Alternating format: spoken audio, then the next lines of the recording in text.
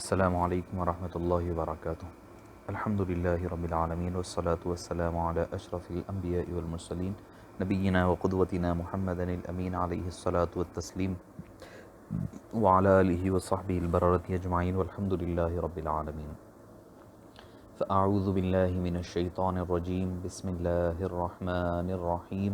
الم تر کیف فعل ربک باصحاب الفیل الم یجعل کیدہم فی تضلیل وأرسل عليهم طيرا أبابيل ترميهم بحجارة من سجيل فجعلهم كعصف مأكول صدق الله العظيم وصدق رسوله النبي الكريم ونحن على ذلك لمن الشاهدين والشاكرين والحمد لله رب العالمين۔ معزز سامعین کرام، فہم قرآن اور تدبر قرآن کے اس ہمارے سیشن کا آج کا جو عنوان ہے سورۃ الفیل۔ دیکھیے، اب چونکہ عنوان ایک ہے تو اس وجہ سے ہم سورۃ الفیل اور سورہ قریش دونوں کے بارے میں مشترکہ بات ہوگی اور مشترکہ مضامین بیان کیے جائیں گے۔ الفیل، اس سورہ جو کہا گیا، فیل کہتے ہیں ہاتھی کو۔ تو الم تر کیف فعل ربک باصحاب الفیل، پہلی آیت کے جو آخری جملے میں الفیل آیا ہے تو اس وجہ سے اس سورہ کا نام الفیل رکھا گیا۔ اس میں ایک رکوع ہے، 5 آیتیں ہیں، 20 کلمات اور 96 حروف ہے۔ اس کے نزول کے بارے میں کسی کو کوئی شک نہیں ہے، یہ سورہ مکہ مکرمہ میں نازل ہوا۔ دیکھیے، سورہ زلزال سے لے کر الہمزہ تک جو ایک تسلسل چل رہا تھا، لوگوں کو انذار یعنی ڈرایا جا رہا تھا قیامت کے بارے میں اور آخرت کے بارے میں، اور تو وہ کیا تھا؟ قریش کو دراصل یہ ہمیں یہ سمجھنا ہوگا، قرآن کریم کا جو نزول ہوا ہے ایک خاص موقع پر، ایک خاص پیریڈ میں، ایک خاص قوم کے لیے ہوا ہے، مگر اس کی ہدایت کا جو بات ہے وہ قیامت تک آنے والے ہر معاملے کی چھوٹی بڑی ہر چیز کا جواب قرآن کریم میں ہے۔ مگر جغرافیکل جو چیزیں ہیں اس چیز کو بھی ذہن میں رکھنا پڑے گا۔ جو پہلے مخاطب تھے، یعنی first person to whom the Quran has addressed, تو وہ تھے قریش تھے، تو ان کو یہ واضح کر دیا گیا، وہ ساری باتیں پچھلے گزر چکی ہے، ڈرایا گیا، قیامت کے بارے میں کہا گیا، ساری چیزیں ان کو بتائی گئی کہ انہوں نے مال اور آل اولاد کے عشق میں، اس کی محبت میں مبتلا ہو کر اللہ کے حقوق چھوڑ دیے، بندوں کے حقوق کو برباد کر دیا۔ پھر بھی ان کو یہ ظام تھا، یہ گھمنڈ تھا، یہ ایک بھرہ تھا کہ ہم حضرت آدم اور حضرت ابراہیم اور حضرت اسماعیل علیہ السلام کے وارث اور اولاد ہیں، اور ان کے بنائے ہوئے گھر کے متولی ہے، ہم فلاں ہیں۔ تو اللہ عز و جل نے اس سورے میں اور اس کے بعد والے دونوں میں، سورہ الفیل میں اور قریش میں، دونوں میں اللہ تعالیٰ نے ان کے اس بھرم کو توڑا ہے اور ان کو تنبیہ فرمائی کہ تمہیں اس سرزمین میں جو امن ملا ہے، جو رزق ملا ہے، جو کشادگی ملی، جو عزت ملی، جو شرف ملا، وہ تمہاری اپنی قابلیت کی وجہ سے نہیں ملا، بلکہ یہ تمام کا تمام پہلے تو اللہ عز و جل کا فضل ہے۔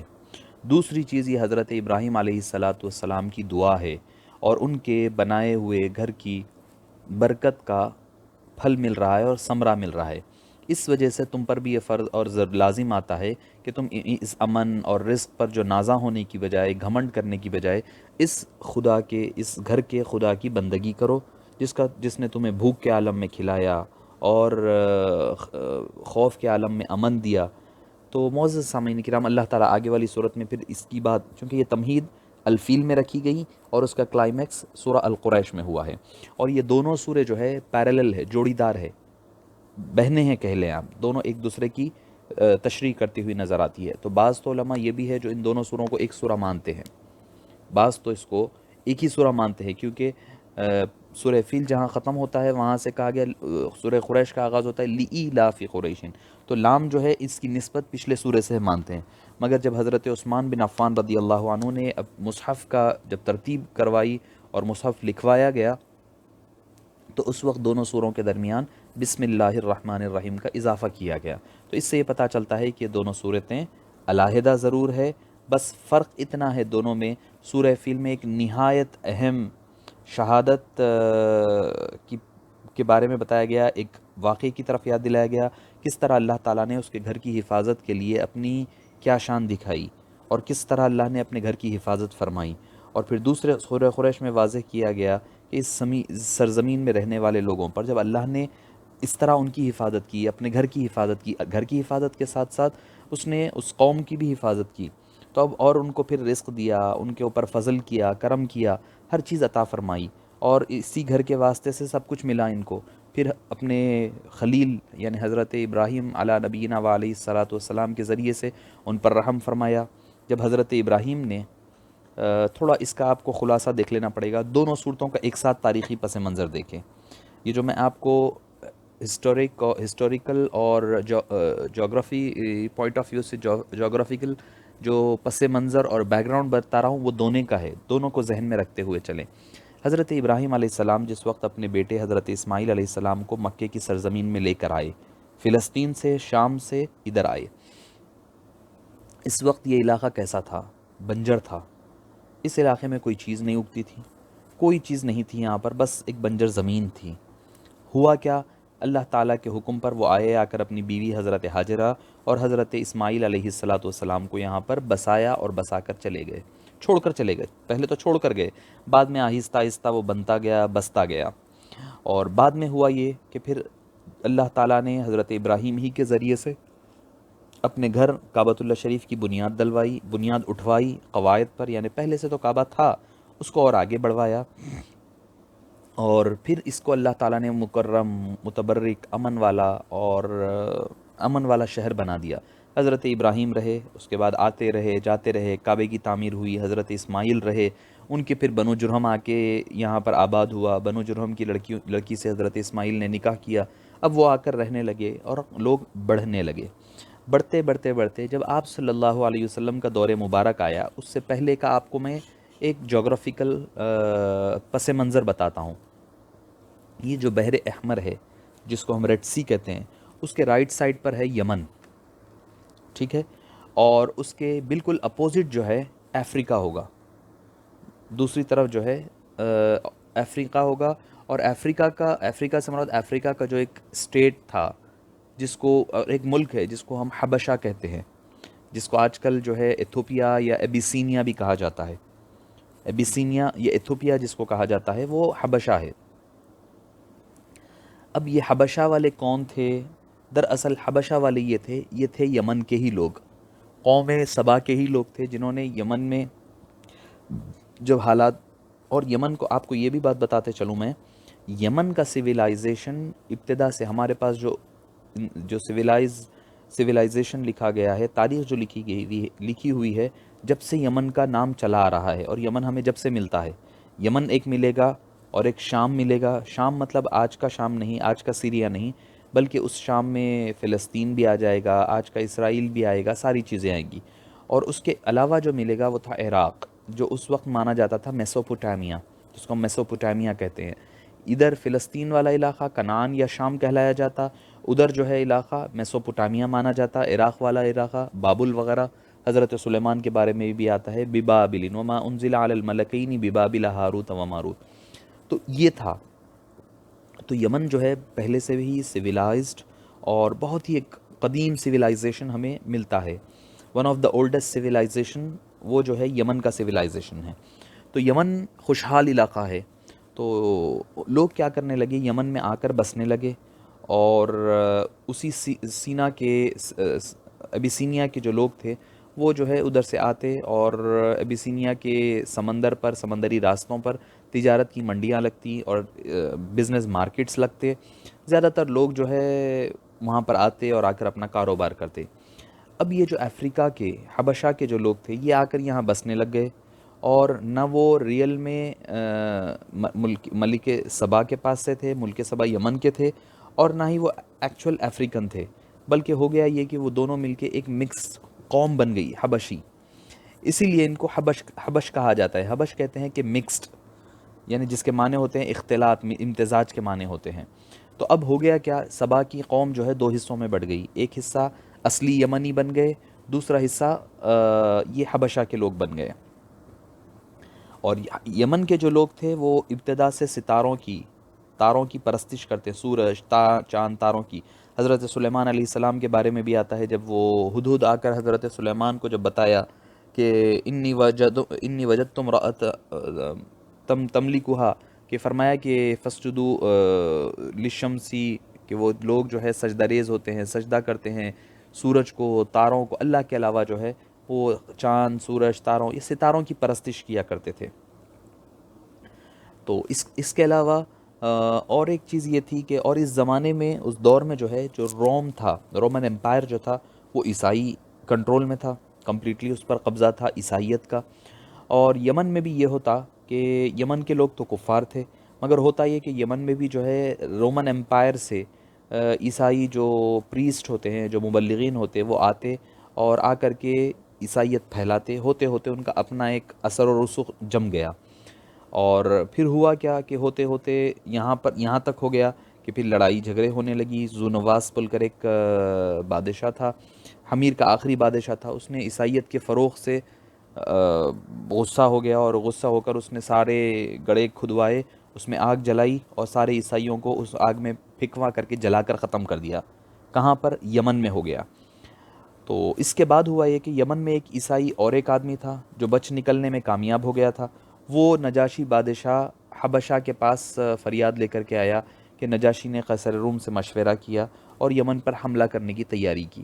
بعض مورخین یہ بھی لکھتے ہیں کہ چند عیسائی جو بچ گئے تھے وہ قیصر کے پاس قسطنطنیہ گئے اور وہاں جا کر اپنے بھائیوں کی داستان سنائی، تو قیصر کے نجاشی کو یمن پر حملہ کرنے اور اپنے جو لوگوں کا قتل ہوا ہے ان کا بدلہ لینے کے لیے ابھارا۔ چنانچہ حبشی لشکر یمن پر حملہ کرنے کے لیے روانہ ہوا۔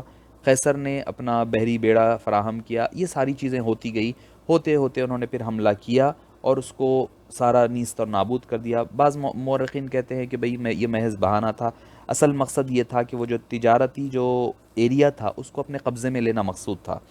الغرض جب حبشی لشکر حملہ آور ہوا تو یمن کا جو بادشاہ تھا اس نے عدن، حضرموت، وہ ساروں پر ان کو استقبال کیا اور اسے پسپا ہونے پر مجبور کر دیا۔ حبشی وطن واپس آئے اور اثر نو بڑے شور و زور سے پھر حملے کی تیاری کیے۔ اس بار جو ہے حبشی حملے کا یمن کا بادشاہ ذو نواس جو تھا اس نے تاب نہ لایا اور وہ شکست ہو گئی اور وہ وہاں سے بھاگ گیا اور وہاں سے وہ چلا گیا اور اس کے سارے لوگوں کا قتل کر دیا گیا۔ اب حبشی لوگ جو ہے اس پر قابض ہو گئے، سارا یمن حبشیوں کے کنٹرول میں آ گیا، سارا کنٹرول میں آ گیا۔ اب عربی روایات اگر ہم لیں تو تقریباً 20 سال تک یمن پر ان لوگوں نے حکومت کی۔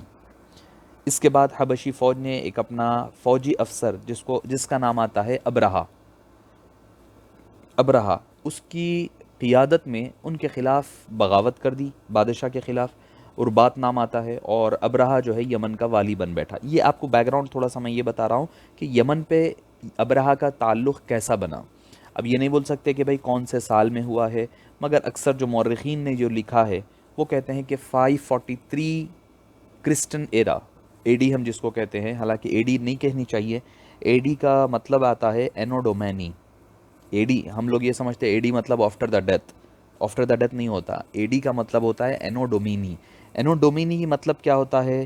ہبرو لینگویج اگر آپ سیرک لینگویج کو ٹرانسلیٹ کریں انگلش میں تو آتا ہے دا ایئر آف دا لارڈ۔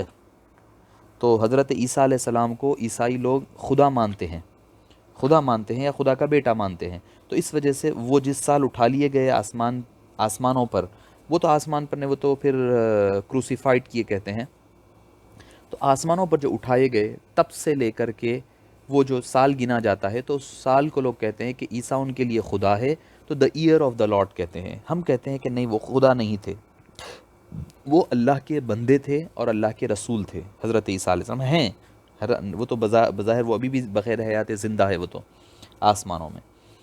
تو معزز سامعین کرام، تو ہمیں چاہیے کہ اینو ڈومینی اے ڈی کہنے کی بجائے سی ای کہے، کرسٹن ایرا، یعنی حضرت عیسیٰ علیہ السلام کا جو اٹھائے جانے کا جو سال ہے اس سے ہم اس کا اعتبار کرتے ہیں۔ تو اب بات آئی ہے ضمناً، تو میں آپ کو کہہ دیا ہوں۔ تو معزز سامعین کرام، اس طرح یمن پر ابرہا کا تسلط قائم ہو گیا، ابرہا جو ہے بادشاہ بن گیا۔ اب ابرہا جو ہے اس کو ایک مسئلہ کیا تھا؟ ابرہا کے لیے سب سے بڑی چیز، ابرہا کو اطمینان تو یہ تھا کہ اس نے یمن میں عیسائیت کی تبلیغ شروع کر دی، اور ابرہا از خود بھی عیسائی تھا، چونکہ عیسائیت سے کھینچا تھا انہوں نے حبشیوں نے، پھر حبشیوں سے پھر انہوں نے پھر عیسائیوں نے کھینچ لیا تھا۔ اب بڑے بڑے شہروں میں اس نے بڑے بڑے چرچ بنانے شروع کر دیے، اور یمن میں ایک بہت ہی خوبصورت اور بہت ہی عظیم الشان چرچ بنایا جس کو اس نے القیس یا القیس کا نام دیا، القیس کا نام دیا، یعنی بہت ہی اس کو زیب و زینت کے ساتھ بڑے ہی دل کھول کر کے پیسہ خرچ کیا۔ کہیں نہ کہیں اس کے دل میں یہ تھا کہ اب اس کے سامنے لگ رہا تھا کہ ایک ہی رکاوٹ تھی جس نے اس کی تقریباً ساری کوششوں کو بے اثر کر دیا تھا، کہ مکہ مکرمہ میں جو خانہ کعبہ ہے، جو حضرت ابراہیم نے اور حضرت اسماعیل نے اپنے ہاتھوں سے تعمیر کیا، ہر عربی جو ہے اس طرف جاتا ہے اور ان کا قلبی تعلق ہے، ایک اس سے اٹیچمنٹ ہے، تو وہ چاہتا تھا، اس کو یہ چیز پسند نہیں تھی۔ اس نے یہ چاہا کہ بھئی جو سارے لوگ ہیں وہاں جانے کی وجہ، اور مکہ جانے کی وجہ سے کیا ہو گیا، مکہ جو ہے ان تمام لوگوں کے سنٹر میں پڑتا تھا، ایک طرف یمن ہو گیا، ایک طرف شام ہو گیا، سیریا، ایک طرف بصرہ ہو گیا، ادھر آ جائیں تو انڈیا کا جو ایریا ملے گا آپ کو، یہ سارے ایریوں میں درمیان میں جو سنٹر پڑتا تھا وہ تھا انڈیا، سوری مکہ۔ مکہ کیا تھا، وہ انڈیپینڈنٹ اسٹیٹ تھا، وہ کسی کے انڈر میں نہیں تھا، نہ وہ رومن امپائر کے انڈر میں تھا، نہ پرشین امپائر کے انڈر میں تھا۔ اب اس کو یہ لگتا کہ بھئی جو بھی جاتا ہے درمیان سے ہو کر گزرتا ہے، اور لوگ جو ہے مکے کی عزت کر رہے ہیں، اور وہ کیا حضرت اسماعیل علیہ السلام سے چلا ہے، چونکہ عیسائیت جو چلی ہے وہ حضرت یعقوب سے چلی ہے، حضرت اسحاق سے چلی ہے، حضرت اسماعیل سے نہیں۔ تو اس وجہ سے ان کو کہیں نہ کہیں ایک کھنس تھی، ایک قسم کی دشمنی تھی۔ اس کے علاوہ یہ تھا کہ اس کو یہ تھا کہ بھئی کاروباری طور پر مکہ جو ہے ایک بہترین تجارتی منڈی بن جاتی ہے، لوگ جو ہے ادھر جاتے ہیں، تو اب اس کو اچھا نہیں لگنے لگا۔ اس نے کہا کہ ایک کام کرتا ہوں کہ میں جو ہے کعبے کی بجائے اپنے صنعاء جو کیپٹل تھا یمن کا، اس میں لوگ آئیں کہ آ کر کے وہاں پر اپنا حج کریں۔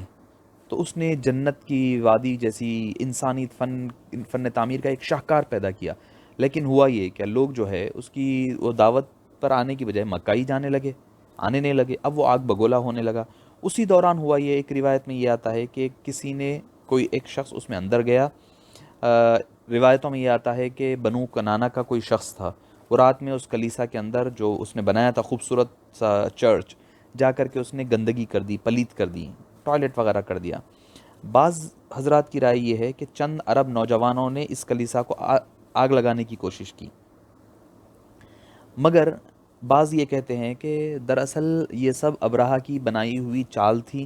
اللہ تعالیٰ نے جس کے بارے میں کہا کہ کئی دن، جب ہم ترجمے پر آئیں گے تو ہم سنیں گے بات، کہ انہوں نے اپنے طور پر یہ سارا کچھ ماحول تیار کیا، سارا کچھ ماحول تیار کیا، سارا کچھ یہ پھیلایا ہوا رائتا انہی کا اپنی ہی کی طرف سے تھا، اپنی ہی طرف سے تھا۔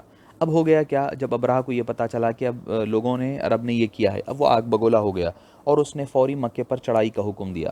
چند دنوں میں ایک بڑا لشکر اس نے تیار کر کے کعبے کو گرانے کے لیے مکے کی طرف جانے کے لیے روانہ ہو گیا۔ اس کا جو لیڈر تھا، کمانڈر ان چیف، وہ خود تھا۔ جزیرہ عرب میں یہ خبر جو ہے آگ کی طرح پھیل گئی کہ خود یمنی بادشاہ اور سردار پریشان ہو گئے بڑے بڑے کہ بھئی کعبے مقدسہ کو بچانے کے لیے کیا کیا جائے، کہ بھئی یہ ایسا کام کرنے جا رہا ہے ابرہہ۔ روایتوں میں یہ آتا ہے کہ اس نے تقریباً 60,000 لوگوں کا لشکر لے کر کے نکلا، جس میں کئی ہاتھی استعمال کیے، کیونکہ اللہ تعالیٰ نے فرمایا اصحاب الفیل، صاحب الفیل نے فرمایا اصحاب الفیل، بعض نے کہا کہ 9 ہاتھی تھے، بعض نے کہا کہ 14-15 ہاتھی تھے، واللہ اعلم۔ یہ لشکر یمن سے نکل کر طائف سے ہوتے ہوئے، اہل طائف کو جب یہ خطرہ محسوس ہوا ہے کہیں ابرہہ ان کے مندروں کو بھی گرا نہ دے، جس میں انہوں نے اپنے اپنے بت رکھے ہوئے ہیں، چنانچہ وہاں کے بڑے بڑے لیڈرز گئے اور جا کر کے انہیں بتایا یہ ہمارا معبد وہ نہیں ہے جس کو گرانے کے لیے تم آئے ہیں، بلکہ وہ اور آگے مکے میں ہے، تم آگے چلے جاؤ۔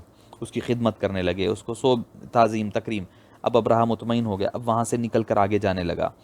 ابرہہ پھر چلتے چلتے چلتے آیا اور آ کر کے مینا اور مزدلفہ کے درمیان ایک وادی ہے جس کو کہتے ہیں المحصر، محصر ویلی، اس میں آ کر کے وہ ٹھہر گیا، اپنا ٹہراؤ ڈال لیا، اور وہاں پر جا کر کے وہ رک گیا۔ رک کر کے اس نے یہ کیا کہ پہلے اہل مکہ کو ڈرایا جائے، ان کو پرووک کیا جائے، بھڑکایا جائے۔ اس مقصد کے تحت اس نے کیا کیا کہ پہلے حضرت عبد المطلب کے اونٹ، بکری، جانور جو تھے اس پر قبضہ کر لیا، اور قبضہ کر لیا گیا، اور اس لوٹ کے مال میں حضرت عبد المطلب کے روایتوں میں آتا ہے کہ کچھ اونٹ شامل ہو گئے۔ تو ابرہہ نے ایک آدمی کو بھیجا مکے میں اور کہا کہ ابرہہ ان سے جنگ کرنے کے لیے نہیں آیا ہے بلکہ صرف کعبہ گرانے کے لیے آیا ہے، اگر اہل مکہ اس کا کوئی مخالفت نہیں کریں گے تو انہیں کچھ نہیں کیا جائے گا، لیکن اگر انہوں نے روکنے کی کوشش کی تو پھر نتائج خطرناک ہوں گے۔ پھر اس نے حضرت عبد المطلب کا نام لیا، اس نے کہا کہ ابرہہ نے آپ کو بلایا ہے۔ حضرت عبد المطلب حضور اکرم صلی اللہ علیہ وسلم کے دادا جان، جو بڑی باروب شخصیت ہے، نورانی چہرہ ہے، وہ تشریف لے گئے۔ جانے کے بعد اس نے دیکھا تو بڑا متاثر ہو گیا کہ بھئی یہ کون ہے، بڑا متبرک شخص ہے، بڑی ہی نورانی چہرے۔ پوچھنے لگا آپ کون ہیں؟ آپ نے کہا کہ میں عبد المطلب ہوں اور میرے 2 اونٹ تمہارے پاس ہانک کر لے آئے ہیں، مجھے وہ چاہیے۔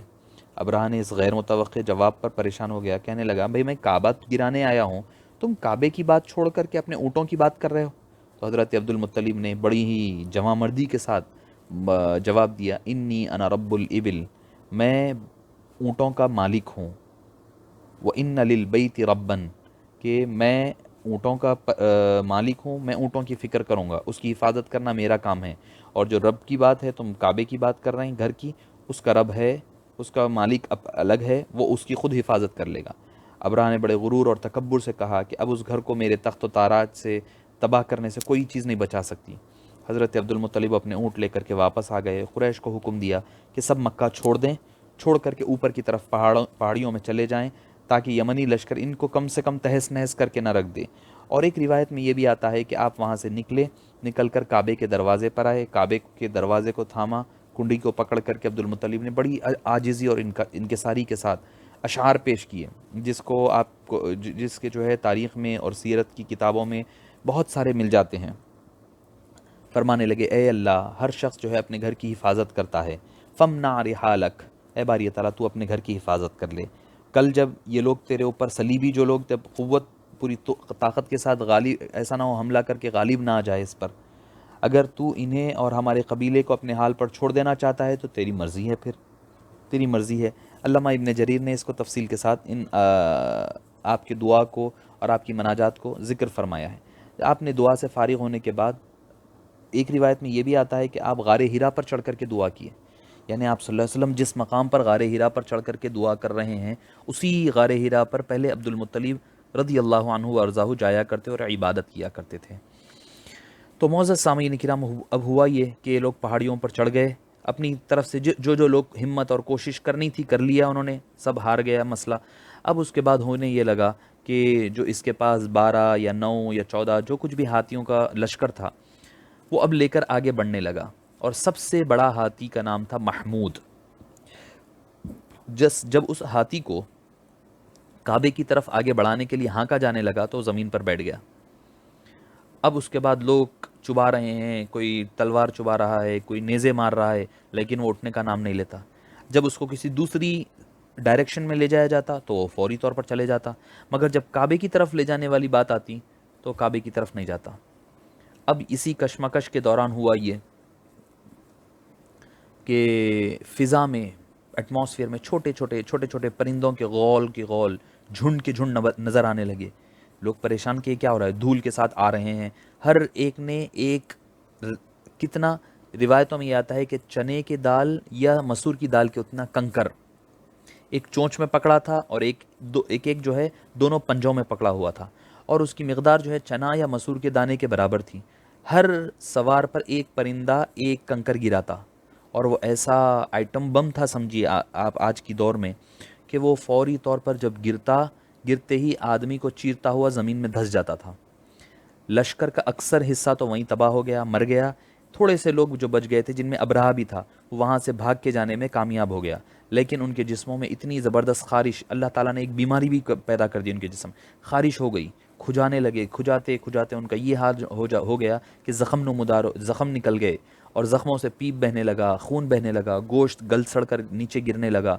جو راستے سے کئی تو راستے میں ختم ہو گئے، مگر ابرہہ جب صنعاء یعنی یمن پہنچا تب اس کی حالت ایسی تھی کہ اس کا سارا جسم میں وہ مرض پھیل چکا تھا، اس کے ہاتھ کی انگلیاں جھڑ گئی تھی زخم کی وجہ سے، اور وہ ایسا برا حال ہو گیا تھا، وہ ایسا طاقتور آدمی چوزے کی طرح جا کر کے وہ مر کر کے ختم ہو گیا۔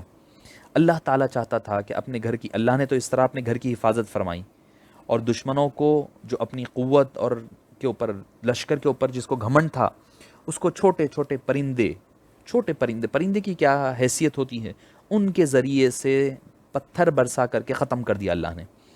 اللہ چاہتا تو بنو کنانا کے جو لوگ ہیں، قریش کے جو ہے، ان کے ہاتھوں بھی تو جنگ ہو سکتی تھی، مگر اللہ بتانا چاہتا تھا کہ اللہ کے لیے عذاب دینے کے لیے بڑے بڑے لشکروں کو کوئی بڑی فوج بھیج کر کے ختم کرنے کی ضرورت نہیں ہے، بلکہ ایک چھوٹے سے غول اور چھوٹے سے پرندے ہی ان کے لیے کافی ہو جایا کرتے ہیں۔ اور اس سال کو عام الفیل کہتے ہیں، یعنی ہاتھی والا سال، عام الفیل یعنی فیل کا جو واقعہ ہوا اس کا سال۔ اور یہ سب کو پر متفق ہے کہ یہ ہوا ہے 570 سی ای، 570 عیسوی میں، اور محرم کا مہینہ تھا۔ اور اسی سال یعنی 50 یا 55 دن کے بعد حضور اکرم صلی اللہ علیہ وسلم ربیع الاول کے مبارک مہینے میں اس خاکدان عالم میں، اسی کعبہ مقدسہ میں تشریف لائے۔ یعنی اللہ نے کعبے کو محفوظ کرا، مگر اندر کے بتوں کی نجاست کو دور نہیں کیا۔ ایک یہاں پر آپ نقطہ غور کریں، اللہ نے کعبے کو باہر کے دشمنوں سے محفوظ کیا، مگر اندر کے جو نجاستیں تھیں، اندر کے دشمنوں کو سے کعبے کو کون پاک کیا؟ حبیب مصطفیٰ صلی اللہ علیہ وسلم کے ذریعے سے کیا، کہ اس کے در دیوار کو خدا کے نور سے اور توحید سے منور کرنے والے، اور اس کے ذکر سے، اس کی یاد سے، اس کی لبیک سے، تلبیہ سے اس گھر کو آباد کرنے والے حبیب مصطفیٰ صلی اللہ علیہ وسلم تھے۔ اور اسی سال، اسی 55 دن کے بعد آپ صلی اللہ علیہ وسلم کی ولادت ہوئی۔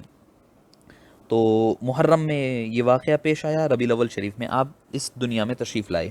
570 یا 571 سن ہجری آپ صلی اللہ عیسوی آپ صلی اللہ علیہ وسلم کی یوم پیدائش ہے۔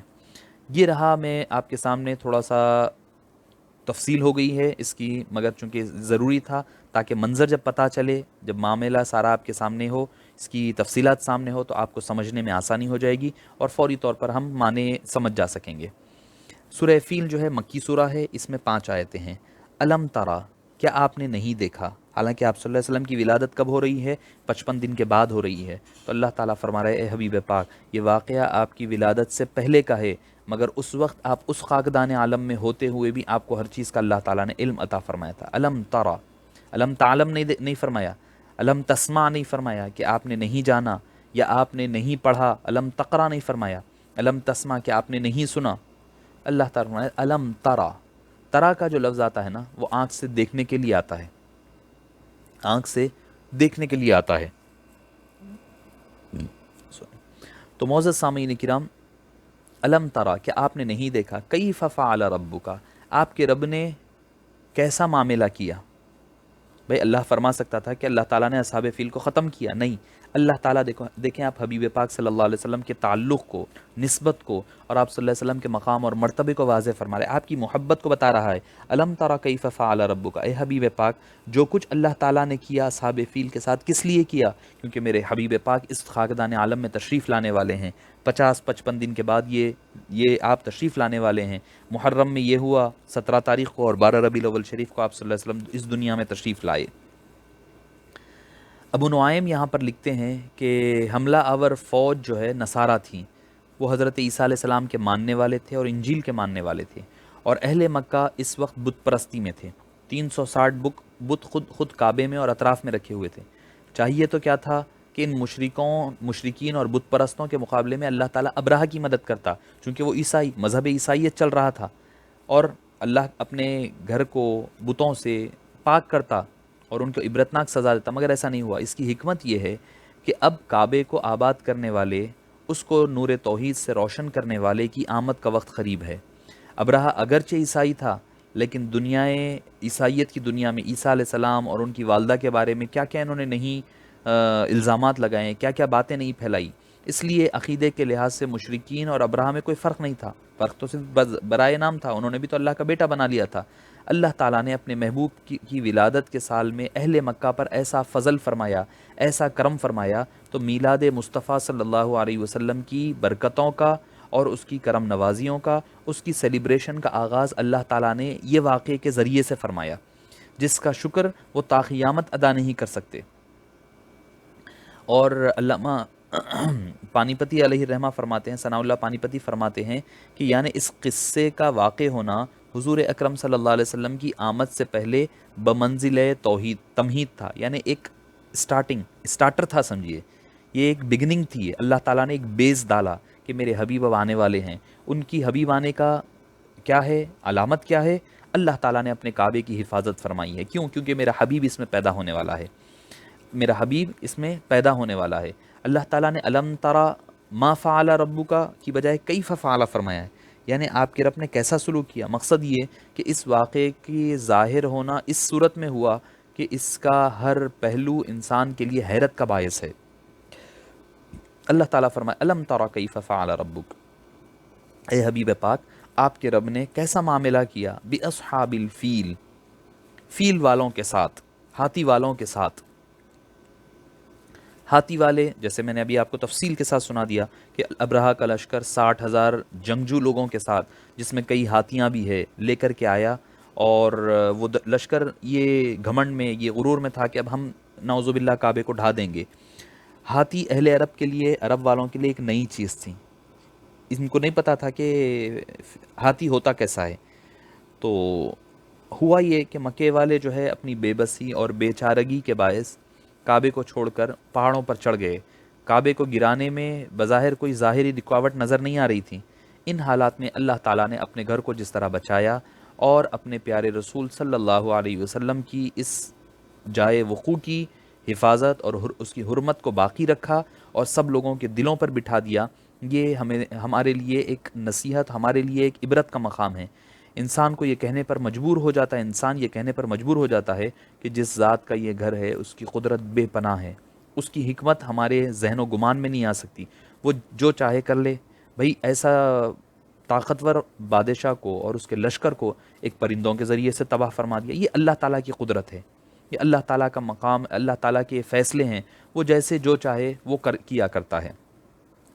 الم ترى کیف فعل ربک باصحاب الفیل، کہ اللہ تعالیٰ نے ہاتھی والوں کے ساتھ کیسا معاملہ کیا. اللہ تعالیٰ نے ہاتھی والوں کے ساتھ یعنی ابرہہ اور اس کی قوم کے ساتھ کیسا معاملہ کیا.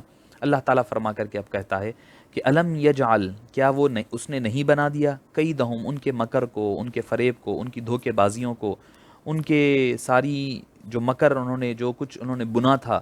یعنی یہ بھی ہو سکتا ہے جیسے میں نے ابتدا میں کہا تھا کہ ابرہہ وغیرہ نے اس کو جانتے بوجھتے یہ ساری چیزوں کی پلاننگ کی ہے، کہ وہاں پر کچھ نہیں ہوا تھا بلکہ انہوں نے جانتے بوجھتے اس چیز کو پھیلایا تھا کہ بھئی انہوں نے ایسے کیا، فلاں کیا. تو اللہ تعالیٰ الم یجعل کیدہم، کہ اللہ تعالیٰ نے ان کے دھوکے بازیوں کو، ان کے مکر کو، ان کے فریب کو فی تضلیل، یعنی ناکامی کی طرف نہیں موڑ دیا.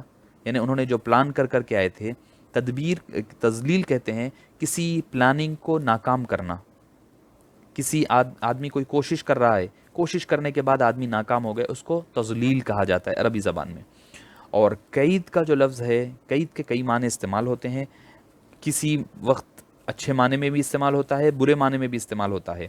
مگر ابرہہ کی لشکر جو ہے، ابرہہ کا لشکر جو ارادے سے آیا تھا وہ کوئی اچھا معنی تو نہیں تھا.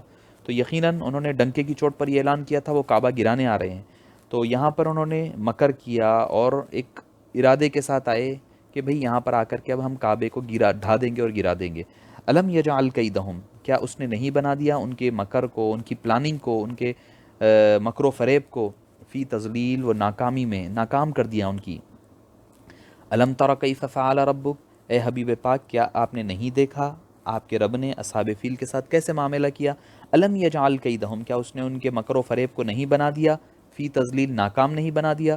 وَأَرْسَلَ عَلَيْهِمْ طَيْرًا أَبَابِيلَ. اب یہاں دیکھیں اس آیت مبارکہ میں فرمایا وَأَرْسَلَ عَلَيْهِمْ، اور اس نے بھیجا علیہم ان پر، طیرن ابابیل، پرندوں کے جھنڈ بھیج دیے.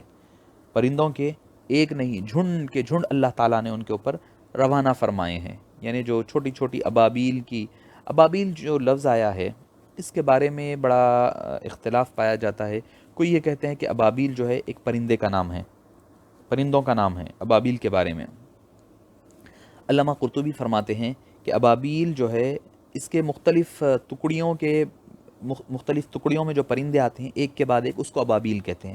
بعض نے یہ کہا کہ ہر طرف سے ادھر ادھر سے مختلف جگہ سے جو آتے ہیں مختلف جھنڈ، اس کو کہتے ہیں.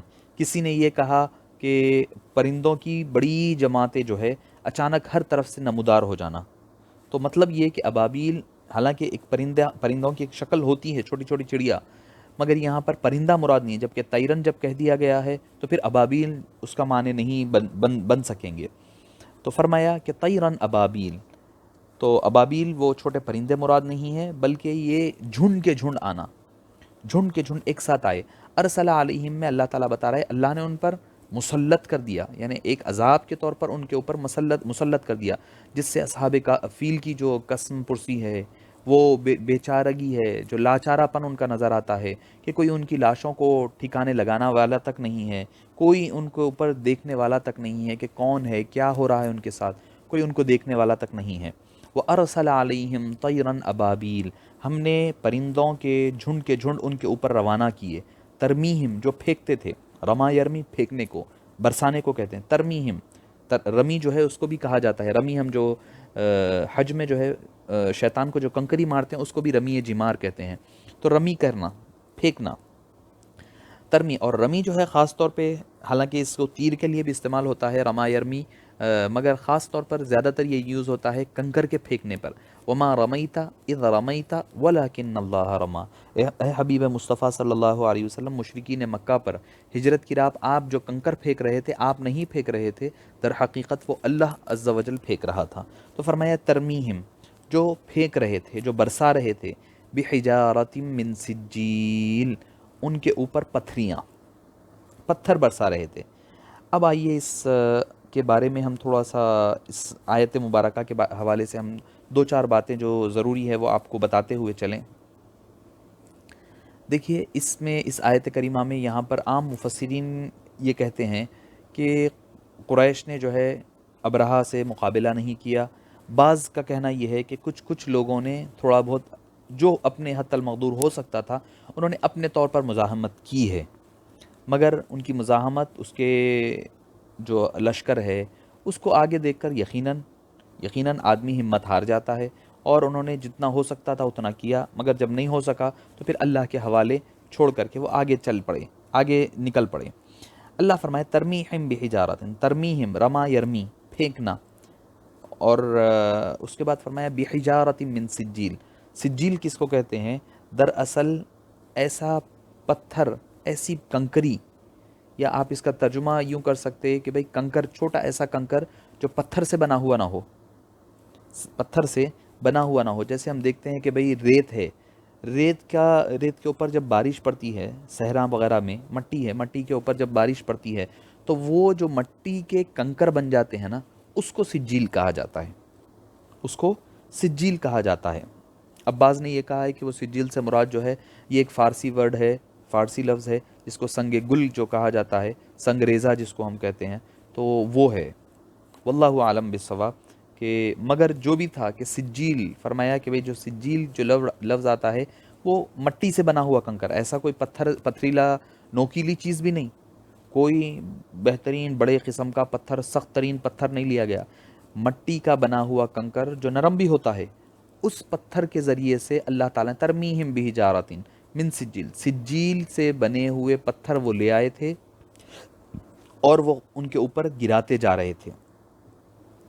اب جب ان کے اوپر گرتے جا رہے تھے تو ایسا تھا کہ ہر ایک کے ہاتھ میں، ہر ایک کے ساتھ 3 آئٹم بم ہیں، ایک چونچ میں ہے، دونوں ہاتھوں میں ہے، وہ اڑتے ہوئے آئے، وقت واحد میں سارے لشکر پر چھا گئے، اور اللہ کے اذن سے، اللہ کے حکم سے ایک ایک پتھر، ایک ایک کنکر ایک ایک کے اوپر ڈالنے لگے۔ جیسے ہی دلتا، وہ ایسا جیسا کہ کوئی ان کے جسموں کو چیرتا ہوا، ان کے گٹھے ہوئے، گلے ہوئے جسموں کو گھائل کرتا ہوا، فوری طور پر ان کی سواریوں کے جانوروں کو چھنی کر دیتا تھا، زمین میں دھس جاتا تھا۔ نشانہ قطار چھوٹنے کا تو سوال ہی نہیں تھا، کیونکہ یہ اللہ کی طرف سے بھیجے ہوئے تھے۔ وَأَرْسَلَ عَلَيْهِمْ طَيْرًا أَبَابِيلَ، بھیجنے والا اللہ کی عز و جل کی ذات مبارکہ ہے۔ تو اس سنگ باری نے، یہ جو پتھر برسنے لگے، ان کے اوسان خطا ہو گئے، پریشان ہو گئے کہ بھاگے تو کدھر بھاگے، کوئی ادھر بھاگ رہا ہے، کوئی ادھر بھاگ رہا ہے، افراتفری کا عالم ہے، جس کو جدھر موقع ملا بھاگے جا رہا ہے، مگر اکثر لوگ وہیں پر ختم ہو رہے ہیں۔ کچھ جو تھے جو بچ گئے، بچ کر کے وہ واپس گئے، مگر اللہ چاہتا تھا، یہ بتانا چاہتا تھا مکے والوں کو بھی اور یمن والوں کو بھی، اہل اسلام اور خانہ کعبہ کی عظمت کو ان کے دلوں پر بٹھانا چاہتا تھا اللہ تعالیٰ۔ وَأَرْسَلَ عَلَيْهِمْ طَيْرًا أَبَابِيلَ، تو اللہ تعالیٰ نے، اللہ فرماتا ہے وَأَرْسَلَ، اور اس نے بھیجا، کہ علیہم ان لوگوں کے اوپر، طیرن ابابل، ہر سمت سے، ہر طرف سے پرندوں کے جھنڈ آ گئے، ترمیہم بحجارت من سجیل، وہ کیا کہنا چاہیے، بیکڈ جو کنکری ہوتی ہے وہ لے کر آئے ہیں، یعنی جو بیکڈ گرمی کی وجہ سے پانی گرا، پانی گر کر وہ گرمی دھوپ پڑنے سے وہ سوکھ گئی، تو ترمیہم بحجارت من سجیل، پکی ہوئی تپی ہوئی جو کنکری تھی وہ خاص قسم کی. بعض نے یہ کہا ہے کہ یہ جو کنکری ہے یہ اللہ تعالیٰ نے آسمانوں سے یعنی دوزخ سے روانہ فرمائی. واللہ عالم بالصواب، یہ بھی ممکن ہے کیونکہ جب اللہ تعالیٰ فرما رہے من سجیل، جب بیکڈ ہے، پکی ہوئی ہے، تپی ہوئی ہے، وہ جب کنکری اللہ تعالیٰ ان کے پاس بھیج رہا ہے تو پھر فرمایا آخری آیت میں فَجَعَلَهُمْ كَعَصْفٍ مَأْكُولٍ. تو جب ان کی کنکری ان کے اوپر گرنے لگی تو کیا ہوا، تو اللہ تعالیٰ نے فَجَعَلَهُمْ، تو پس اس نے بنا ڈالا ان تمام کو كَعَصْفٍ مَأْكُول، جیسے کہ کھایا ہوا بھوسا. کاسفم معقول، جیسے کہ کھایا ہوا ایک بھوسا ہوتا ہے اس طرح. یعنی جانوروں کو ہم دیکھتے ہیں، پرند چرند کیا کرتے ہیں، وہ عصف کہتے ہیں کہ جو آپ کا کوئی بھی سیڈ لے لیں آپ، اوپر جو اس کے چھلکا ہوتا ہے نا، چھلکا جو نکال دیتے ہیں، وہ اوپر کا جو چھلکا ہوتا ہے اس کو کہا جاتا ہے. تو گندم یا باجرہ یا پھر مکئی وغیرہ کے جو پتوں کو عصف کہا جاتا ہے، جیسے کہ علامہ پیر کرم شاہ زہرین علیہ الرحمٰن نے فرمایا ہے. معقول وہ جن کو جانوروں نے کھا لیا ہے، یعنی کوئی جانور جب چارہ کھاتا ہے تو پہلے وہ اسے اپنے دانتوں سے چبا کر ریزہ ریزہ کر دیتا ہے، اور چبائے ہوئے پتے جو ہے چونکہ معدے میں جا کر جانے کے بعد اس کو وہ کرتے ہیں تو جانے کے مراحل طے کرتے ہیں، تو آخر میں وہ پلید بن جایا کرتا ہے، گوبر یا لید وغیرہ بن کر نکلتے ہیں. تو اللہ تعالیٰ یہاں بتا رہا ہے کہ سوچو ان پتوں کی حالت کتنی بری اور خستہ اور تباہ کار ہوگی. یہی حالت اللہ تعالیٰ نے ان کی بنا دی، اصحاب فیل کی. اللہ تعالیٰ یہ بتلانا چاہ رہا ہے کہ اللہ کی قدرت کے لیے ضروری نہیں ہے کہ کوئی فرشتوں کی بڑی جماعتیں بھیجیں، کوئی ضروری نہیں ہے کہ اللہ تعالیٰ کے لیے یہ عجب نہیں ہے کہ بھئی بڑی کوئی لشکر آئے، جاہ و جلال آئے، بڑا کوئی سمندر سے اللہ تعالیٰ ایسی کوئی عجائب گھر سے حضرت جبریل کو بھیجیں یا فرشتوں کو نازل فرمائیں. نہیں، اس کے لیے عجب نہیں ہے. اس کے لیے کبھی کنکر اٹھائے ہوئے ایک چھوٹا سا معمولی سا لشکر جو ہے ان کو تباہ کرنے کے لیے کافی ہے. یہی کافی نہیں تھا بلکہ اللہ تعالیٰ نے ان کے اندر پھر ایک وبا، ایپیڈیمک بیماری پھیلا دی تعاون کی شکل میں. تو اب ہوا کیا، بچے پہلے تو وہ چونچوں سے جو مرے ہیں ابابیل کے پرندوں سے وہ الگ رہا، پرندوں سے مرنے والے جو بچ گئے تھے پھر اللہ تعالیٰ نے ان کو تعاون کے حوالے کر دیا. تو یہی تعاون کے ذریعے سے اللہ تعالیٰ نے پھر ان کو بھی باقی ماندہ لوگوں کو تباہ و تاراج فرما دیا. اللہ تعالیٰ اس سورہ مبارکہ میں بتلا رہا ہے اے قریش، تم کو اللہ نے اتنی بڑی نعمت دی، تم کو بچایا، تمہاری حفاظت فرمائی، تمہاری ہر قسم سے اللہ تعالیٰ نے محافظت کی، تو اب تمہارا کام کیا ہے، اس رب کی عبادت کریں. فَلْيَعْبُدُوا، آگے کی آیتوں میں آ رہا ہے فَلْيَعْبُدُوا رَبَّ هَذَا الْبَيْتِ، تو تمہیں چاہیے کہ اس پروردگار کی عبادت کرے جس نے تمہیں ابرہہ سے بچایا. آگے کے سورے میں جب اور تفصیلات آئے گی کہ کس طرح اللہ تعالیٰ نے ابرہہ سے بچایا، کس طرح تمہیں تباہ و تاراج ہونے سے بچایا.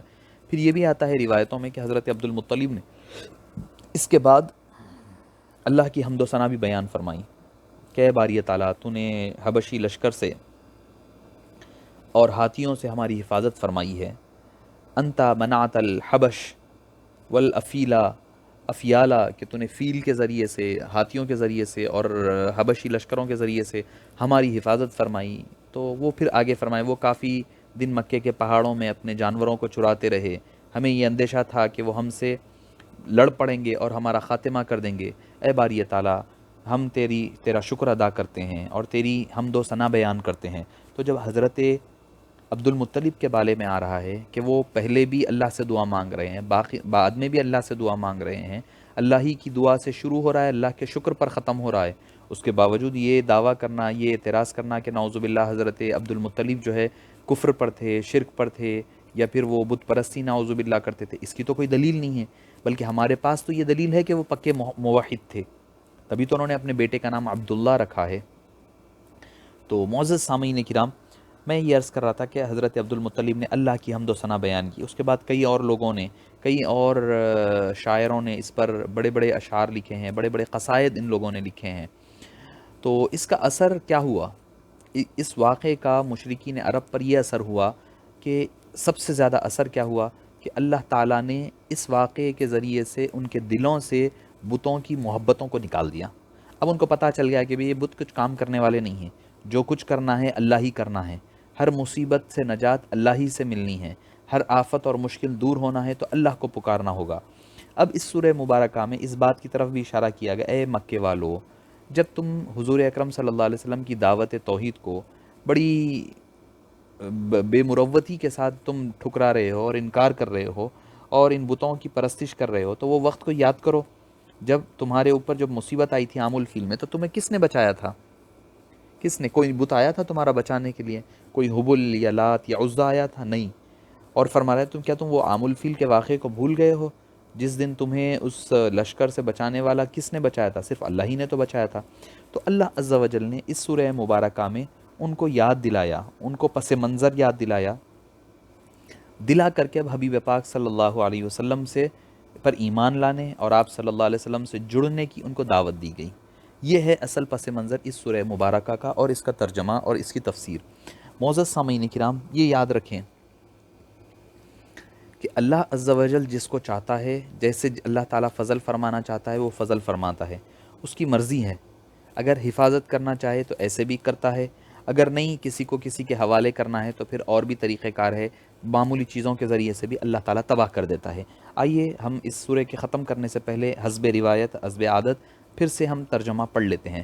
الم ترا، کیا آپ نے نہیں دیکھا ہے حبیب پاک، کیف فعل ربک، کیسے کیا آپ کے رب نے، باصحاب الفیل، اصحاب فیل ہاتھی والوں کے ساتھ، الم یجعل کیدہم، کیا اس نے نہیں بنا دیا ان کے مکر اور فریب کو، فی تضلیل ناکام، وہ ارسل علیہم، اور اس نے ان پر روانہ کیا، طیرن ابابیل، ہر جگہ سے ہر سمت سے جھنڈ کے جھنڈ پرندوں کے، ترمیہم بحجارت من سجیل، وہ اس پر برسا رہے تھے، وہ ان پر برسا رہے تھے ایک باریک کنکریاں، جو پکے ہوئے بیکڈ جو کنکری ہوتی ہے اس کے ذریعے سے پتھر کے کنکریوں کے پتھریاں ان کے اوپر برسا رہے تھے۔ وہ برسانے کا اثر کیا ہوا؟ فجعلہم، تو اس نے ان کو بنا دیا، وہ برسانے نے یا پھر اللہ تعالیٰ نے ان کو بنا دیا، کعصفم مأکول، جیسے کھائے ہوئے بھوسے کے مانند اللہ تعالیٰ نے ان کو بنا دیا۔ اب معزز سامعین کرام، جیسے میں نے عرض کیا ہے کہ سورہ فیل اور سورہ قریش دونوں کا تعلق ایک ہی ساتھ ہے اور ایک ہی دونوں جوڑی دار ہے۔ بعض تو اس کو دونوں کو ایک ہی سورہ مانتے ہیں، تو اس وجہ سے ہم اس کو بھی آج اپنے درس کے تسلسل میں لے لیتے ہیں۔ یہ سورہ مبارکہ مکہ مکرمہ میں نازل ہوا۔ قریش قبیلے کا نام ہے۔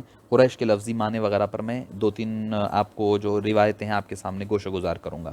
قریش لإیلاف قریش، پہلی آیت میں یہ قریش کہا گیا، اس وجہ سے اس سورہ کا نام قریش پڑا ہے۔ اس میں ایک رکوع ہے اور اس میں 4 آیتیں ہیں اور 17 کلمات ہے اور 73 حروف ہے اس میں۔ اس کے بارے میں جیسے میں نے عرض کیا کہ مکہ مکرمہ میں ہی نازل ہوئی ہے اور اس کے مضامین میں وہی ہے۔ دوسرا، اللہ تعالیٰ جو احسانات قریش پر فرمائے ہیں اس کا ذکر فرما رہا ہے اور ان کو یاد دلا رہا ہے کہ دیکھو تمہارے رب نے تم پر جو جو احسانات کیے ہیں، جو جو تمہارے اوپر اللہ تعالیٰ نے جو انعامات کیے ہیں، اب اس کا تمہارا تقاضا کیا ہے؟ اس رب کی تم پرستش کرو، اس کی عبادت کرو۔ اور اللہ تعالیٰ نے قریش کو جو ہے قریش جو ہے شرک میں مبتلا ہو کر حضرت ابراہیم کے بنائے ہوئے گھر میں دوسرے دیوی دیوتاؤں کو، دوسرے بتوں کو بٹھا دیے تھے۔ اب ان کو بتایا جا رہا ہے اس گھر کے ساتھ اپنی وابستگی کو نہ بھولو، یہ گھر تمہیں اسی خدا نے امانت کے طور پر دیا تھا مگر تم نے اس کے ساتھ ناشکری کر دی۔ تو معزز سامعین کرام، اس سورہ مبارکہ میں 2-3 باتیں آپ کے سامنے عرض کرتے ہوئے اپنے موضوع کی طرف آ جاؤں۔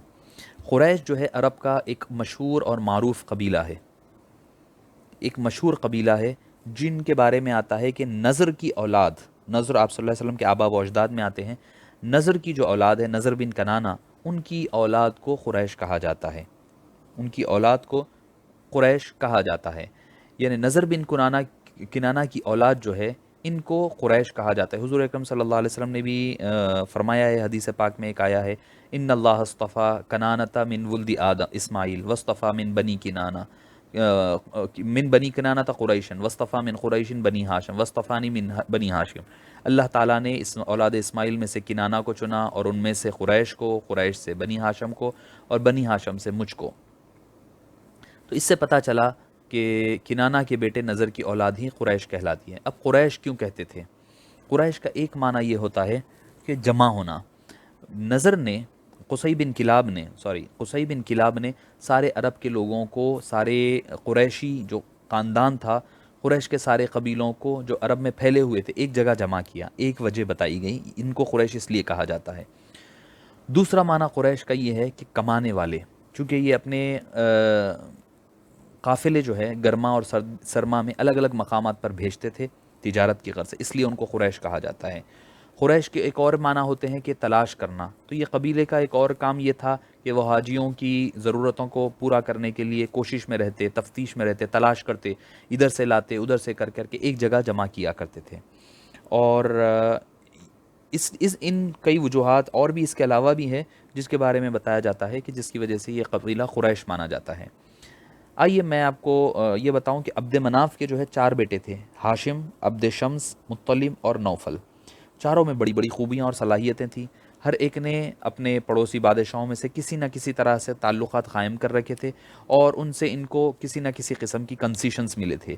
وہ ہوتا یہ کہ لوگ ان ملکوں میں ہر طرح کے تجارت اور کاروبار کر سکتے تھے. جس شخص کے پاس ان کا دیا ہوا لیٹر ہوتا، پرمیشن ہوتا، امان ہوتی، تو اس کو رعایت مل جاتی تھی. قریش نے تجارت کے پیشے کو اختیار کیا، اور یہ ہے کہ جب بھی وہ حرم میں، چونکہ پڑوس میں لا کر کے قصی نے ان کو لا کر کے آباد کیا تھا، تو یہاں کھیتی باڑی کا کوئی چانس نہیں تھا، نہ پانی تھا، نہ زمین ہے، نہ کچھ ہے، نہ کیا ہے. تو ان کی ساری معیشت جو اکانومی تھی وہ ڈیپینڈ تھی. کوئی نذرانہ دے دیا، کوئی چندہ دے دیا، کوئی کچھ دے دیا، کوئی کچھ دے دیا. اور ایام حج میں یہ ہوتا کہ لوگ کئی جگہ سے آتے، تو اور قریش کا یہ آتا کہ کوئی خاندان ایسا نہیں ہوتا کہ رہتا کہ بھئی فاقہ نہ ہو جائے، یہاں تک کہ سب ختم ہو جاتا تھا ان کے پاس. تو اب وہاں پر سے کیا کرتے تھے یہ لوگ، اب سفر کے لیے نکلتے، سفروں کی طرف مختلف جگہوں پر جایا کرتے. ایک طرف ایک ملک میں جاتے، ایک گرما کا موسم ہوتا تو دوسرے ملک پر چلے جاتے. تو اب بنو ہاشم کیا ہوا، بنو ہاشم ہو جائے، سارے قریش کے سارے قبائل والے ہوتے کہ یہ لوگ سفر کے ارادے کے تحت تجارت کے لیے مختلف مقامات پر جاتے. تو اللہ تعالیٰ یہاں پر ان کے احسانات بتا رہا ہے. جا کر کے امن سے رہتے، لوگ ان کو ستاتے نہیں، ان کو کوئی پریشان نہیں کرتا. جس طرف جاتے ان کے اچھے سے آؤ بھگت ہوتی، ان کو اچھا مارکیٹ ریٹ دیا جاتا. ان کو جو کنسیشنز ملتے، سفر میں جائیں یا کوئی کاروبار پہ جائیں، ہر جگہ ان کو اللہ تعالیٰ خوشحالی سے نوازا تھا. اللہ تعالیٰ وہ ان کی احسانات کو یاد دلا رہا ہے. آئیے ہم آیت کی طرف آتے ہیں. لِإِيلَافِ قریش، اللہ تعالیٰ نے ان کو آسانیاں عطا فرما دی.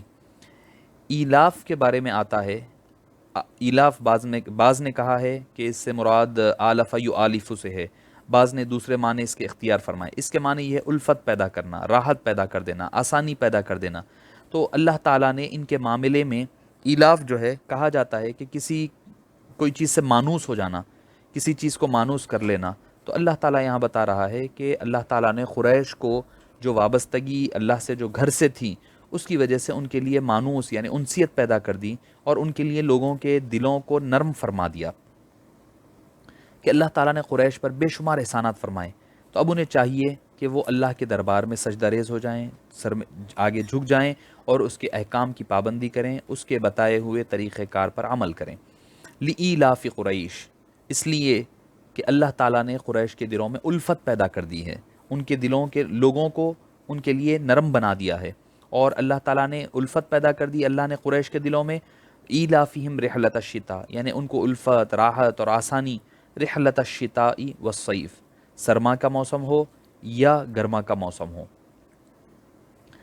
علامہ قرطبی فرماتے ہیں کہ یعنی انہیں چاہیے کہ اس گھر کے پروردگار کی عبادت کرے، کیونکہ کسب معاش کے لیے اسی نے ان کے دلوں میں سردی اور گرمی کے تجارتی سفروں کی الفت اور محبت پیدا کر دی. جس طرح میں نے پہلے عرض کر آیا ہوں کہ قریش جو ہے تجارت کے اعتبار سے پیشہ ور تھے. وہ سردیوں کے موسم میں یمن کی طرف چلے جاتے تاکہ وہاں تھوڑا موسم معتدل رہتا. یہاں سے وہ پھر مختلف مقامات کی جو چیزیں آتی اس کو خرید لیتے اور اونٹوں پر لاد کر کیا کرتے، پھر شام کی طرف چلے جاتے، جا کر کے اس کو بیچ دیتے. اور اسی طرح گرما کے جب موسم آتا تو وہ شام کی اور فلسطین کی طرف چلے جاتے، تھوڑے وہ ٹھنڈے علاقے تھے، وہاں سے جو چیزیں آتی وہ خرید کر لاتے، یمن میں بیچ دیتے. جو خرید و فروخت کی سکت نہیں رکھتا تھا وہ کیا کرتا تھا، اپنی کام کسی اور کا لے کے اجرت کور کما لینے کے لیے چلے جاتا. یمن اور شام کے درمیان ایک بڑا سا صحرا تھا، یہ لوگ ہی اس کے راستوں سے واقف تھے، اس کو طے کرنے کا حوصلہ بھی انہیں میں تھا. اس کے علاوہ دوسرے لوگ جانے سے وہاں پر گھبراتے تھے، ڈرتے تھے۔ عرب کا کوئی باشندہ جو ہے اس راستے سے گزرتا تو کیا کرتے یہ لوگ؟ راستے میں رکتے، اور جو چور چکٹے ہوتے وہ لوگ لوٹ لیا کرتے قافلوں کو۔ مگر قریش مکہ ان تمام چیزوں سے محفوظ، لوگ جو ہے ان کے اوپر ہاتھ نہیں ڈالتے۔ کیوں نہیں ڈالتے؟ یہ کہتے نہیں بھئی یہ مکے والے ہیں، یہ قریش ہے، یہ کعبے کی دیکھ ریکھ کرنے والے ہیں۔ تو اللہ تعالیٰ اس آیت کریمہ میں بتلا رہا ہے کہ ایلافہم رحلۃ الشتاء والصیف، الشتاء کہتے ہیں سرما، الصیف کہتے ہیں گرما، رحلہ کہتے ہیں جرنی کو، رحلہ وزٹ کو یا جرنی کو کہتے ہیں، رحال بھی کہا جاتا ہے، لا تشد الرحال، حدیث پاک میں بھی الفاظ آئے ہیں۔ تو اللہ تعالیٰ نے قریش کے دلوں میں محبت اور الفت پیدا کر دی، یعنی الفت کس کی؟ گرما کے سرما کے جاڑے کے موسم میں اور گرما کے موسم میں اللہ تعالیٰ نے ان کے دلوں میں الفت اور راحت کو پیدا فرما دیا۔ یعنی اس سورے میں اللہ تعالیٰ ان کو یاد دلا رہا ہے، انہیں مکہ پورے عرب میں جو عظمت اور وقار جو حاصل ہوا ہے وہ غیر معمولی دنیا کے فائدے حاصل کر رہے ہیں۔ اصل دخل ان کی قابلیت کا یا ان کی حسن تدبیر کا نہیں ہے، بلکہ یہ اللہ کے گھر کے ساتھ ان کی جو وابستگی ہے اس کا ہے۔ اس وجہ سے ان کے لیے چاہیے کہ اب کیا کریں کہ اللہ کی عبادت کریں، اس گھر کے پروردگار کی طرف لوٹ جائیں۔ فرمایا کہ رحلت الشتاء والصیف، یعنی جب بھی منڈیوں میں بھی جاتے یہ پہنچتے تو لوگ فوری طور پر ان کا مال خرید لیتے، ان کے لیے اچھے سے اچھا ریٹ دیتے۔ بھئی اسی وجہ سے ارے بھئی قریش ہیں، یہ جب ہم جاتے ہیں تو ہماری یہ حضرت ابراہیم کی ذریت ہے، حضرت اسماعیل کی ذریت ہے، اس کے گھر کی دیکھ بھال کرنے والے ہیں۔ یہی وجہ سے یہ لوگ اللہ تعالیٰ ان کو عزت اور تعظیم اور تکریم کا مقام عطا فرمایا تھا۔ مگر کیا کرتے؟ اللہ تعالیٰ فرما رہے اب ان کو دعوت دے رہا ہے، فَلْيَعْبُدُوا، انہیں چاہیے کہ رب هذا البیت، اس گھر سے ان کو عزت ملی نا، اس گھر کے رب کی عبادت کرے، انہیں چاہیے کہ بندگی کرے رب هذا البیت، اس گھر کے پروردگار کی۔ یعنی جب اللہ نے ان کے رزق میں آسانی پیدا فرمائی ہے، عزت کے ساتھ اس کا انتظام فرما دیا ہے، تو انہیں چاہیے کہ اب اس رب کی عبادت کریں جو اس کعبے کا مالک ہے، جس نے ابھی کچھ سال پہلے تمہیں ابرہہ سے بچایا، اور تم جب بھی سفر کے لیے جاتے ہیں، چاہے سرما ہو چاہے گرما ہو، تمہاری حفاظت فرماتا ہے۔ تو اب تمہارا بھی کیا شیوا ہے، اس کا احسان یہ ایسے ادا کریں کہ ہوتا یہ تھا کہ یہ بات واضح ہے کہ شرک کی تمام قسم کی آلودگی اور گندگی قریش کے اندر پائی جاتی تھی۔ اپنے بتوں میں سے وہ کسی کو بھی وہ اس گھر کا خداوند نہیں سمجھتے تھے، ان کو پتا تھا یہ بت جو ہے خدا نہیں ہے، مگر اس کے باوجود وہ پوجا کرتے تھے۔ اچھا 360 بت کیا پوچھتے تھے سارے؟ نہیں، وہ سارے 360 بت کو نہیں پوچھتے تھے، بلکہ ایک قبیلے سے کچھ فائدہ مل رہا ہے، وہ قبیلے والوں کا لا کر کے ایک بت رکھ دیتے، دوسرا قبیلے والا ہے ان سے کچھ فائدہ مل رہا ہے، اس کا لا کر کے بت رکھ دیا کرتے۔ تو اس طرح ہوتے ہوتے ہوتے وہ 360 بت بن گئے تھے۔ اللہ تعالیٰ فرما رہا ہے کہ فَلْيَعْبُدُوا، تو انہیں چاہیے کہ وہ بندگی کرے رب هذا البیت، اس گھر کے پروردگار کی، اس گھر کے رب کی اطاعت کرے اور بندگی کرے۔ الذی اطعمہم، جس نے ان کو کھلایا، من جوع، بھوک میں، بھوک کے وقت اس نے ان کو کھانا کھلایا۔ جب بھوکے تھے تو اللہ تعالیٰ نے ان کو عطا کیا۔ جوع سے مراد جو ہے کسی خاص قسم کے علاقے کے ساتھ جو غذائی چیزیں ملتی ہے اس کو کہا جاتا ہے۔ اس طرح خوف کا لفظ آ گیا ہے، وآمنہم من خوف، اور ہم نے ان کو خوف کے عالم میں ہم نے امن عطا فرمایا ہے۔ تو اللہ تعالیٰ حالانکہ یہ فرما رہا ہے قرآن کریم میں، اس لفظ جو ہے سیم الفاظ آپ کو سورہ بقرہ میں ملیں گے، وَلَنَبْلُوَنَّكُمْ بِشَيْءٍ مِّنَ الْخَوْفِ وَالْجُوعِ وَنَقْصٍ مِّنَ الْأَمْوَالِ، اور ہم تمہیں کبھی آزمائیں گے کسی قدر خوف دے کر، کسی قدر بھوک دے کر کے۔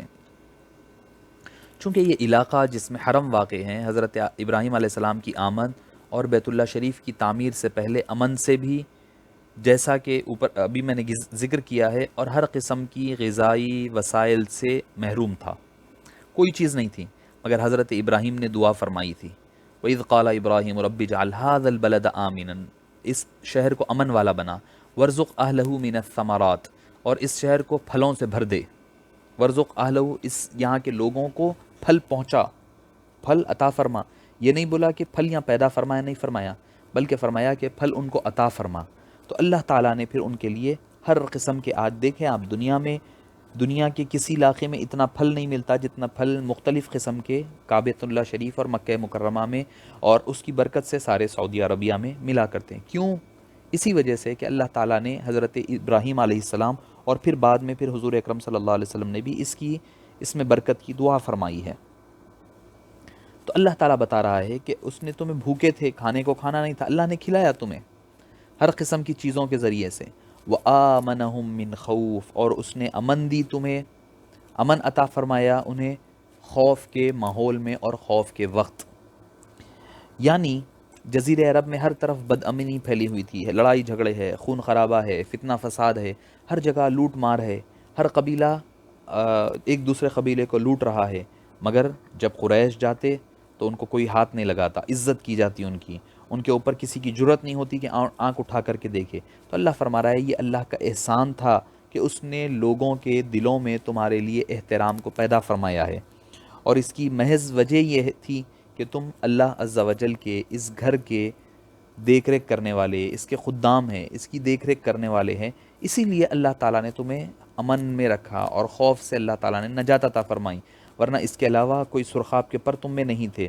تو جب اللہ نے یہ احسان کیا تو احسان کا بدلہ ایسے عطا کیا نے تم کہ اللہ کی عبادت کریں، ایمان لے آئیں. یہ قریش کو، آپ صلی اللہ علیہ وسلم کا جو قبیلہ تھا، جب لوگوں نے انکار کیا ماننے سے، تب اللہ تعالیٰ نے یہ مسلسل 2 سورے، پہلے سورہ فیل نازل فرمایا، اس سے متصلاً سورہ قریش نازل فرمایا.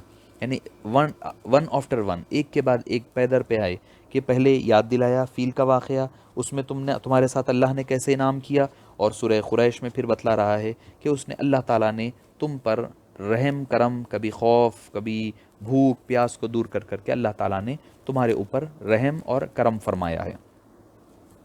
آئیے پھر ایک مرتبہ میں ترجمہ کرنے سے پہلے ایک بات آپ کو بتا دوں کہ ایک جو مجرب نسخہ ہے، جب بھی کوئی آدمی کسی بادشاہ کے پاس جا رہا ہے یا کسی اپنی سپیریئر کے پاس جا رہا ہے جس سے خوف کا یا پھر جس سے مخالفت کا اندیشہ ہے کہ وہ آپ کے سامنے کوئی غلط کام کرنے والا ہے، آپ کے ساتھ کوئی گیم کھیلنے والا ہے، تو اس کے بارے میں آتا ہے کہ اولیاء کرام و صوفیاء کرام اور علماء فرماتے ہیں کہ اسے چاہیے کہ یہ سورہ قریش 3 مرتبہ پڑھے اور غیر محسوس طریقے سے اس کے اوپر پھونک دیں، تو اللہ تعالیٰ اس کے دل میں آپ کے لیے نرمی پیدا کر دیتا ہے. تو ایک بات آئی ہے تو میں آپ کے سامنے ذکر کر دیا ہوں. اب آئیے کہ ہم سورہ قریش کا ایک مرتبہ ترجمہ کر کر آج کی ہماری گفتگو کو ہمارے فہم قرآن اور تدبر قرآن کا اختتام عمل میں لاتے ہیں. لِإِيلَافِ قُرَيْشٍ، اللہ تعالیٰ نے محبت کی وجہ سے قریش کو بوجہ اس وابستگی کے جو قریش کو ہے، قریش کو جو محبت اور الفت عطا فرما دی. ایلافہم رحلۃ الشتاء والصیف، یعنی جو الفت عطا فرمائی، جو وابستگی کا سبب کیا ہے کہ وہ سردی کا سفر ہو یا گرمی کا سفر ہو، اللہ تعالیٰ نے سفر کے ساتھ ان کو وابستگی عطا فرما دی، الفت اور راحت عطا فرما دی. لِإِيلَافِ قُرَيْشٍ، اللہ نے قریش کے دلوں میں الفت پیدا کر دی. ایلافہم رحلۃ الشتاء والصیف، اور جو الفت جو ہے، جو محبت ہے، جو نرمی، جو آسانی ہے، سردیوں کا سفر ہو یا گرمی کا سفر ہو. فَلْيَعْبُدُوا، پس انہیں چاہیے کہ وہ اس گھر فَلْيَعْبُدُوا، تب انہیں چاہیے کہ وہ عبادت کریں رب ھذا البیت، اس گھر کے خداوند قدوس کی، اس رب کے پروردگار کی. الذی اطعمہم، جس نے انہیں کھلایا، من جوع، قحط کے عالم میں، بھوک کے عالم میں، افلاس کے عالم میں، وآمنہم من خوف، خوف اور خوف کے ماحول میں، خوف کے دنوں میں اس نے انہیں امن سے اور شانتی سے بخشا اور امن عطا فرمایا. وصلی اللہ تعالی وسلم علی خیر خلقہ سیدنا محمد وعلی آلہ وصحبہ اجمعین والحمد للہ رب العالمین.